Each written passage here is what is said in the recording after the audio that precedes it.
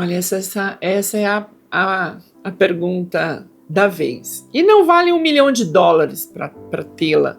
Existe uma bibliografia bastante robusta para falar sobre isso. Eu tenho pensado sobre essa questão, obviamente em função de como isso nos afeta na escola, nas carreiras, né? Os alunos acabam se perguntando, será que isso que eu vou escolher como profissão vai existir daqui a 20, 30 anos? Enfim, eu tenho lido bastante e um dos mais recentes livros que eu estou lendo é do professor Miguel Nicoleles, que eu já falei sobre o livro dele aqui no canal.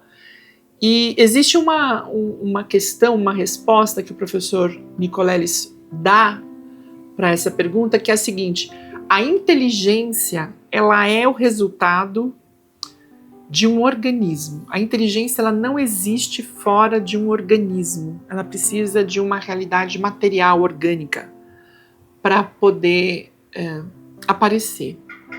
Então, acho que essa resposta dele já nos resolve uma parte importante.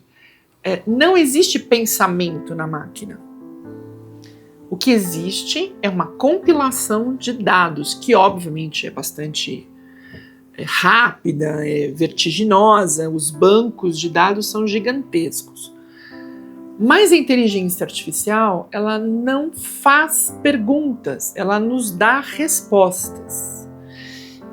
E aí a gente vai para a filosofia, que é um campo, enfim, que eu me debruço. Quando a gente fala sobre a capacidade de pensar, é a capacidade de refletir, e refletir é questionar. Essa é uma capacidade humana. Primeiro, porque nós somos um organismo que produz essa estrutura que a gente pode chamar de inteligência, e porque nós olhamos o mundo e fazemos perguntas sobre o mundo. Então, tem um pressuposto interessante. Se a gente faz uma pergunta para uma inteligência artificial, ela nos dá uma resposta, mas se nós perguntarmos para essa mesma ferramenta como ela chegou a essa resposta, ela não sabe nos dar essa resposta sobre como chegou a resposta. Por quê? Porque ela não pensa sobre o que ela faz. Assim como nós também temos a capacidade não só de pensarmos sobre o que nós fazemos, como nós temos a capacidade de antecipação sobre o que nós fazemos, as probabilidades. E no meio de tudo isso existe o sentir.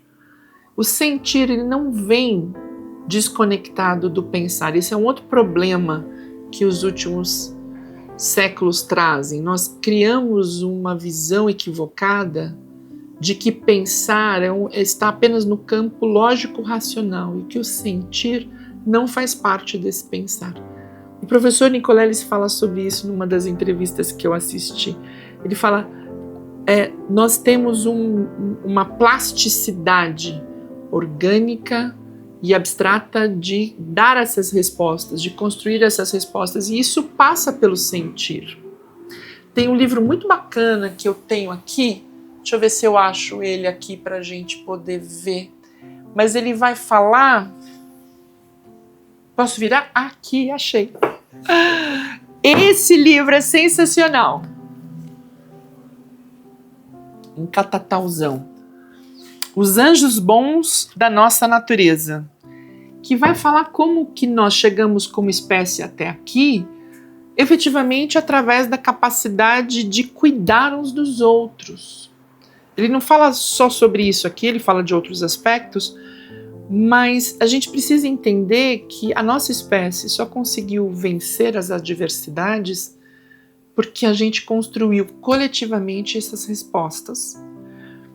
E nessas respostas nós temos o cuidado como pressuposto, cuidar uns dos outros. Um estudo, alguns anos atrás, mostrou que a nossa capacidade de cuidar está presente nos vestígios mais antigos que os arqueólogos encontraram.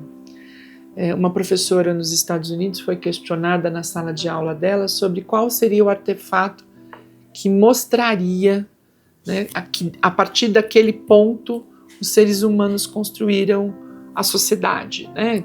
Passaram a viver dentro de uma coletividade chamada sociedade. E ela vai dizer que é um fêmur calcificado. E os alunos perguntaram, mas como assim o fêmur calcificado? Porque o fêmur calcificado mostra que aquela pessoa, né, onde aquele fêmur se desenvolveu, ela caiu, ou ela teve uma fratura, ela quebrou o osso. E se o osso calcificou, se ele colou de novo, é porque ela pôde ficar com essa perna imóvel para que esse tempo fosse possível. E se ela teve a oportunidade de ficar com essa perna imóvel, alguém protegeu essa pessoa, alguém aqueceu essa pessoa, alguém levou a ela água, comida, pelo tempo necessário para que ela pudesse se restabelecer.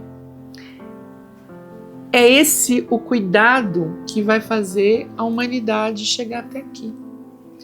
Então, cuidar uns dos outros.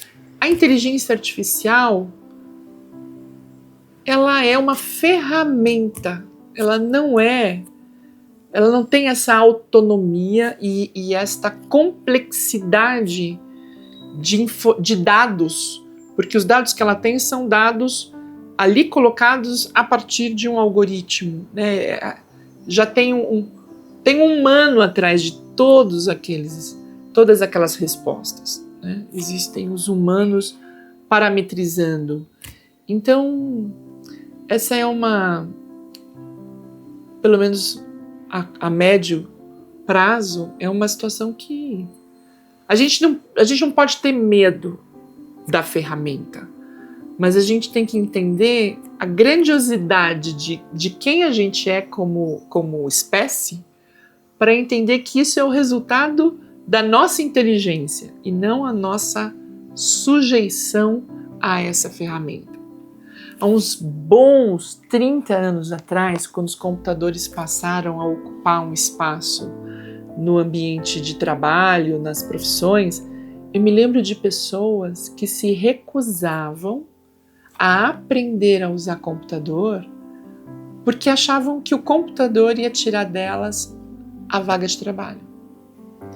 Olha que coisa! Então, veja, nós passamos a inserir essa ferramenta para agilizar, melhorar o nosso trabalho, mas ela não faz o que a gente faz, né? Se nós, por exemplo, formos a lugares onde, acho que na China deve ter isso com bastante incidência, robôs, né?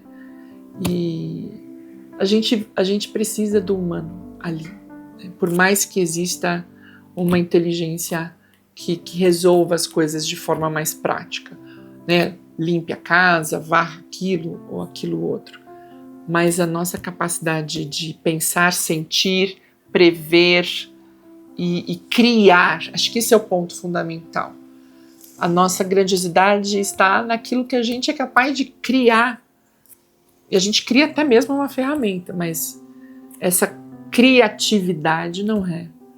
Ela não está pertencente ainda ao mundo da tecnologia. Acho que é muito mais um propósito de amedrontar do que de esclarecer.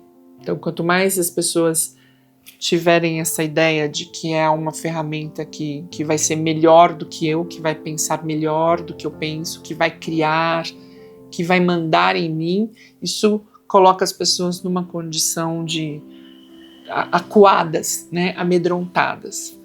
E, obviamente, isso não é o interesse da ferramenta.